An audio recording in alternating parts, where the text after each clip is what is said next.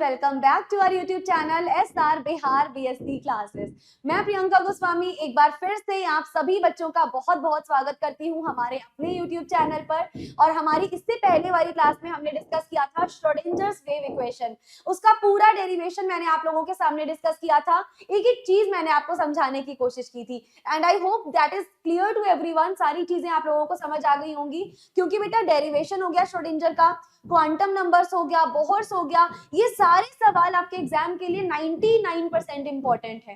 आते ही आते हैं बेटा, ये लॉन्ग में आने के चांसेस इनके बहुत ज्यादा है, लॉन्ग में आपको ये सारे मिलेंगे। तो दैट इज व्हाई सबसे ज्यादा फोकस आपको इन्हीं टॉपिक्स पे करना है। शॉर्ट में भी क्वेश्चन पूछा जा सकता है, लॉन्ग में भी पूछा जा सकता है, तो ये इंपॉर्टेंट है, खास पढ़ लेना उसको। आज हम करने जा रहे हैं अपने 2 लॉज कंप्लीशन। कौन कौन से लॉ करवाओगे आज मैम आप हमें? आज हम करेंगे बेटा डी ब्रॉगली, आज हम करेंगे अपना de Broglie synthesis. Basically D Broglie hypothesis जो थी, डी ब्रॉगली हाइपोथेसिस हमें करनी है, यानी डी ब्रॉगली साहब ने अपनी क्या हाइपोथेसिस दी थी, क्या इनकी सारी चीजें थी, वो डी ब्रॉगली में हम डिस्कस करेंगे। उसके अलावा हम क्या करेंगे मैम, डी ब्रॉगली के अलावा हम हाइजेनबर्ग्स अनसर्टेनिटी प्रिंसिपल, हम एक तो डी ब्रॉगली करने वाले हैं, दूसरा करने वाले हैं हाइजेनबर्ग्स अनसर्टेनिटी प्रिंसिपल। दूसरा हम क्या करने जा रहे हैं मैम, दूसरा हम करेंगे हाइजेनबर्ग्स अनसर्टेनिटी प्रिंसिपल। ठीक है जी, तो हम यहाँ पर 2 चीजें करने वाले हैं। क्या? पहला तो मैम हम करेंगे डी ब्रॉगली हाइपोथेसिस, और डी ब्रॉगली हाइपोथेसिस के बाद में हम क्या करेंगे मैम, हाइजेनबर्ग्स अनसर्टेनिटी प्रिंसिपल। और दोनों इंपॉर्टेंट है, अक्सर ये दोनों शॉर्ट क्वेश्चंस में पूछे जाते हैं, अक्सर ये दोनों शॉर्ट क्वेश्चंस में पूछे जाते हैं। दोनों ही हम आज के लेक्चर में कवर कर लेंगे। इंपॉर्टेंट है बेटा, इसका पूरा डेरिवेशन या जो फॉर्मूला होता है ना, इंपॉर्टेंट है, तो एक बार लेक्चर को अच्छे से देखिएगा। पूरे लेक्चर में कोई भी डाउट रहता है तो कमेंट सेक्शन में आप अपना डाउट डाल सकते हो, we will sort that out. ठीक है ना? तो चलो आज हम अपने पहले टॉपिक से शुरुआत करते हैं, और जो हमारा पहला टॉपिक है वो क्या है? पहला टॉपिक है हमारे पास de Broglie, de Broglie hypothesis. आज का पहला टॉपिक है हमारे पास में डी ब्रॉगली हाइपोथेसिस, है ना? तो चलो डी ब्रॉगली हाइपोथेसिस शुरू करते हैं। ये सबसे पहले कैसे होगा मैम, आपने आइंस्टाइन का एक फॉर्मूला जरूर पढ़ा होगा जो इन्होंने एनर्जी के लिए दिया था। कौन सा फॉर्मूला दिया था? बचपन में हम पढ़ते थे, याद करो। क्या वो फॉर्मूला कुछ ऐसा तो नहीं होता था? क्या वो आइंस्टाइन की इक्वेशन कुछ ऐसी तो नहीं होती थी? E = mc², क्या ऐसी होती थी? यहाँ से हमें मैम एक और चीज पता थी कि जो एनर्जी होती है वो किसके बराबर होती है मैम? हमें पता है कि जो एनर्जी होती है वो h के बराबर है। अच्छा, यहाँ पर E मतलब क्या मैम? एनर्जी। M मतलब क्या मैम? मास। C मतलब क्या मैम? Speed of light. ठीक है। अच्छा, स्पीड ऑफ लाइट की वैल्यू कितनी होती है मैम? स्पीड ऑफ लाइट की वैल्यू होती है 3 × 10⁸ मीटर पर सेकेंड। ये हमारी स्पीड ऑफ लाइट की वैल्यू होती है। और यहाँ पे एनर्जी किसके बराबर होती है? H और न्यू। H क्या है मैम? Planck's constant. न्यू क्या है? फ्रीक्वेंसी। लिख देती हूँ, E है आपके पास में एनर्जी, H क्या है मैम? H है हमारे पास में प्लैंक्स कांस्टेंट। न्यू क्या है मैम? न्यू है हमारे पास frequency. What is nu? Nu is called as the frequency. तो ये 3 चीजें हमारे पास हो गई। ठीक, अब अगर E की वैल्यू कितनी थी मैम? H new. हम यहाँ पर इस E की वैल्यू को सब्सटीट्यूट कर दें, यानी E की वैल्यू H न्यू था तो E की जगह पर हम H न्यू भी लिख सकते हैं। तो क्या आएगा मैम? आएगा H न्यू = mc²। क्या वैल्यू आ गई मैम? H new = mc²। अच्छा, H न्यू की जगह पे और क्या लिख सकते हैं मैम? आप H न्यू की जगह पर hc/λ भी लिख सकते हो। क्या लिख सकते हैं मैम? H न्यू की जगह पर hc/λ भी लिख सकते हैं। इधर भी हमारे पास है mc², इधर क्या है मैम? इधर mc² है ना? ये फॉर्मूले बेटा आपने क्लास 8th में ही पढ़ रखे होंगे। H न्यू की जगह पर क्या लिख सकते हैं मैम? फ्रीक्वेंसी की जगह पर लिख सकते हो c/λ, यानी समझ लेना कि जो फ्रीक्वेंसी होता है। इसके अलावा आपके लिए बहुत ही इंपॉर्टेंट इंफॉर्मेशन ये रहने वाली है कि हमारा एप्लीकेशन, हमारी अपनी ऐप SR BSc क्लासेस पे एक नया बैच स्टार्ट होने वाला है बिहार राज्य के सभी बच्चों के लिए। बैच का नाम है आरंभ बैच। तो जितने भी बिहार राज्य के सेमेस्टर 1st और 2nd सेमेस्टर के बच्चे हैं उन सभी के लिए हमारा ये बैच स्टार्ट हो रहा है। अब ये बैच मिलेगा कहाँ पे? सबसे पहले तो इसके लिए आपको हमारी app SR BSc classes download करनी पड़ेगी। प्ले स्टोर पे जाइएगा, प्ले स्टोर पे टाइप करिएगा SR BSc क्लासेस, आपको मिल जाएगी। आप ऐप डाउनलोड करिएगा और जैसे ही आप ऐप पे रजिस्ट्रेशन करेंगे आपको दिखेगा आरंभ बैच। इस आरंभ बैच में अगर आप मेरा कोर्स ज्वाइन करते हो तो मेरे कोर्स में आपको केमिस्ट्री मिलेगा एज अ मेजर सब्जेक्ट, जिसको मैं बहुत अच्छे से डील करूंगी। अब मैं क्या करवाऊंगी, कैसे करवाऊंगी, सब मैंने आपको बता दिया। इसके साथ में complimentary, free of cost botany का माइनर कोर्स मिलेगा, जूलॉजी का और साथ ही साथ में फिजिक्स का भी माइनर कोर्स मिलने वाला है। तो मेजर के साथ साथ में ये तीनों चीजें आपको फ्री ऑफ कॉस्ट मिलने वाली हैं। जैसे नाइका पे सेल आती है, अमेजन पे सेल आती है, हमारी भी सेल स्टार्ट है भाई। हमारा जो एक्चुअली प्राइस है वो है 2999, 2999, लेकिन अभी जैसा मैंने आपको बोला सेल चल रही है तो हमारा बम्पर प्राइस है 999 यानी 999 का। तो ये वाला जो है आपके लिए एकदम बेस्ट सेल होने वाला है, बेस्ट चांस होने वाला है, इस चांस को ग्रैब करना मत भूलना।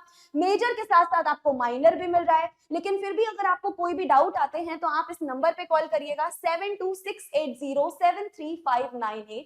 हमारी टीम तुरंत ऑन द स्पॉट आपका हर एक डाउट रिजॉल्व करने के लिए तैयार बैठी हुई है। बिल्कुल भी देर नहीं करिए, जल्दी से आराम बैच ज्वाइन कर लीजिए और वहां पे हमारी लाइव क्लासेस, रिकॉर्डेड क्लासेस, सब कुछ आपका वेट कर रही है। उसकी वैल्यू कितनी आती है, c अपॉन लैम्डा, यानी फ्रीक्वेंसी और वेवलेंथ दोनों कैसे होते हैं, फ्रीक्वेंसी और वेवलेंथ दोनों इनवर्सली, फ्रीक्वेंसी और वेवलेंथ दोनों ही इनवर्सली कनेक्टेड होते हैं या इनवर्सली रिलेटेड होते हैं। याद रखना, फ्रीक्वेंसी और वेवलेंथ दोनों के दोनों इनवर्सली रिलेटेड होते हैं, फ्रीक्वेंसी और वेवलेंथ इनवर्सली रिलेटेड है। तो देखो यहाँ भी सी है, यहाँ भी सी है, एक सी से एक सी कैंसिल हो जाएगा। जैसे ही एक सी से एक सी कैंसिल हुआ, हमारे पास क्या बचा, हमारे पास बचा h upon lambda is equals mc। क्या वहां बचा हमारे पास मैम, हमारे पास बचा mc is equals h upon lambda, यानी लैम्डा अगर हम निकालेंगे तो क्या निकलेगा मैम, अगर आप लैम्डा निकालोगे तो आपके पास आएगा h अपॉन mc। लैम्डा कितना आएगा मैम, लैम्डा हमारे पास आ जाएगा h अपॉन mc। ये क्या था मैम, ये डी ब्रोगलीज का हाइपोथेसिस था।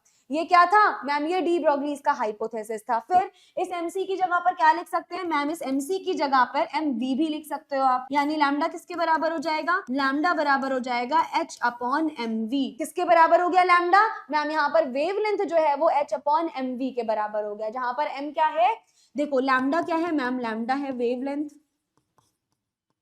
लैम्डा है आपकी वेवलेंथ, एच क्या है, एच है हमारा प्लैंक्स कांस्टेंट, एच है प्लैंक्स कांस्टेंट, ठीक है। एम क्या है, M is the mass, M क्या है मैम, एम है हमारे पास मास ऑफ इलेक्ट्रॉन, ठीक है जी। तो ये क्या हो गई मैम, ये हो गई हमारे पास de Broglie's hypothesis. According to de Broglie's hypothesis lambda is equals what ma'am, according to de Broglie's hypothesis जो लैम्डा हो जाएगा वो h अपॉन mv के बराबर। डन, किसके बराबर हो गया मैम, h अपॉन mv के बराबर हो गया। इसको हम क्या लिख सकते हैं मैम, mv की जगह पर √2m भी लिख सकते हो, इलेक्ट्रॉन वोल्ट की यूनिट में। क्या लिख सकते हो मैम, 2m, वो भी इलेक्ट्रॉन वोल्ट यूनिट में।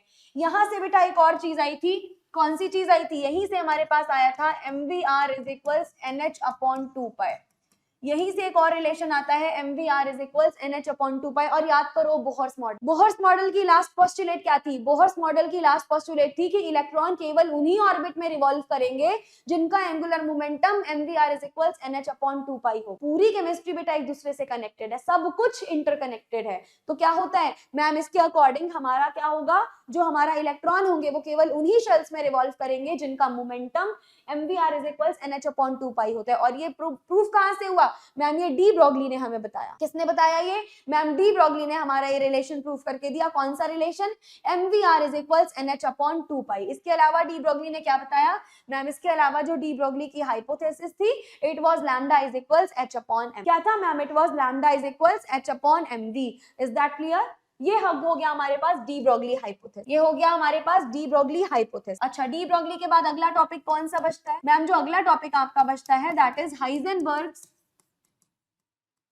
अगला टॉपिक जो आपका है that is Heisenberg's uncertainty principal.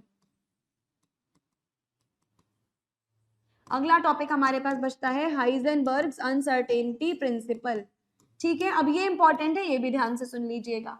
पहला टॉपिक हमने सक्सेसफुली खत्म कर लिया डी ब्रोगली का। Now the next topic is Heisenberg's uncertainty principle. इन्होंने क्या बताया मैम, इन्होंने बताया कि पोजीशन और वेलोसिटी या मोमेंटम, पोजीशन और मोमेंटम दोनों लोगों का या दोनों चीजों का एक साथ एक्यूरेट डिटर्मिनेशन पॉसिबल ही नहीं। अगर आप पोजीशन निकालोगे तो मोमेंटम में गड़बड़ी हो जाएगी, और अगर आप मोमेंटम निकालोगे तो पोजीशन में गड़बड़ हो जाएगी। पोजीशन और मोमेंटम दोनों का एक साथ एकदम एक्यूरेट आइडेंटिफिकेशन या एक्यूरेट डिटर्मिनेशन पॉसिबल नहीं हो पाता। किसने बताया मैम, ये हाइजेनबर्ग्स अनसर्टेनिटी ने बताया। इसीलिए इसके प्रिंसिपल में आता है अनसर्टेनिटी यानी अनिश्चितता का सिद्धांत। इसको हिंदी में बोलते हैं हाइजेनबर्ग की अनिश्चितता का सिद्धांत।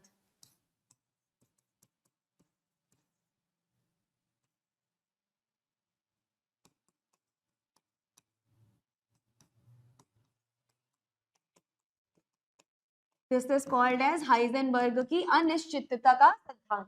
हमारे पास क्या होता है मैम, यहाँ पर कुछ ना कुछ अनसर्टेनिटी आएगी, यानी अनिश्चित होगा, यानी कि पोजीशन हो गई और मोमेंटम हो गया, दोनों का एक साथ अगर हमें डिटर्मिनेशन करना है मैम तो हमारे लिए मुश्किल होंगी चीजें, हम नहीं कर पाएंगे। इसी को क्या बोलते हैं मैम, इसी को बोलते हैं हाइजेनबर्ग अनसर्टेनिटी प्रिंसिपल। यानी यहाँ पर क्या होगा ma'am, it is impossible to measure the simultaneously both the position and velocity, यानी कि लिखो it is impossible to measure, it is impossible to measure the position and it is impossible to measure the position, और position के साथ क्या ma'am, position के साथ में velocity, it is impossible to measure the position and velocity simultaneously, यानी कि हम क्या करेंगे मैम, साइमल्टेनियसली हम अपना पोजीशन और वेलोसिटी को मेजरमेंट नहीं कर सकते, ठीक है, किसकी ma'am, of a microscopic particle, यानी माइक्रोस्कोपिक पार्टिकल की, यानी कि हम क्या बोल सकते हैं मैम, किसी भी माइक्रोस्कोपिक पार्टिकल की वेलोसिटी और उसकी पोजीशन दोनों लोगों का एक साथ एक्यूरेट डिटर्मिनेशन करना पॉसिबल नहीं है। जैसे कि we can say it is impossible to measure the position and velocity simultaneously of any microscopic particle, that means हम क्या कह सकते हैं, there must be an uncertainty, यहां हमेशा एक अनिश्चितता रहेगी, there must be an uncertainty in the determination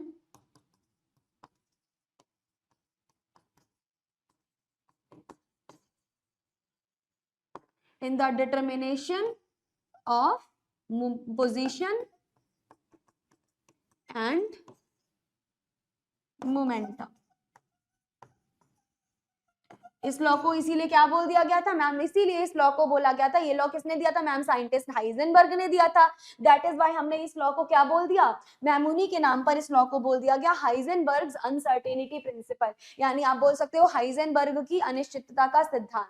यानी लिखो डेल्टा एक्स यानी change in position, change in momentum, change in momentum को m डेल्टा v भी लिख सकते हैं, मोमेंटम चेंज इन मोमेंटम यानी चेंज इन वेलोसिटी को m डेल्टा v भी लिख सकते हैं, इज ऑलवेज ग्रेटर देन और इक्वल टू h अपॉन 4 पाई, यानी हमारा क्या होगा formula, delta x dot delta m delta v is greater than और equal to h upon 4 pi.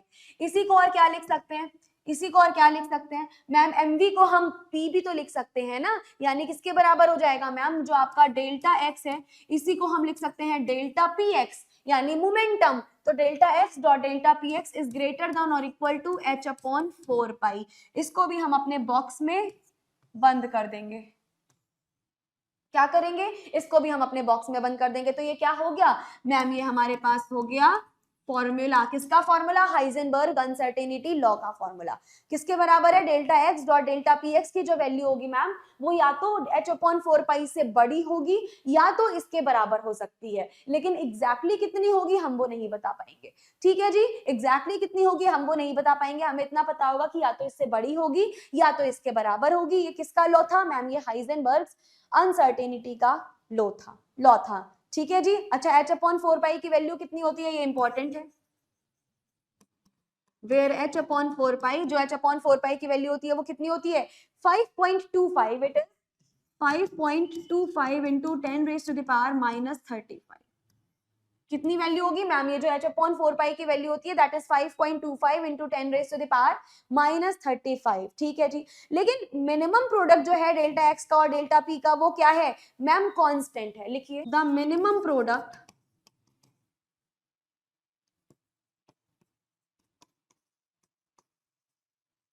Of delta x dot delta P x is, कैसा है minimum product ma'am, ये जो delta x और डेल्टा पी एक्स का minimum product है ये constant है,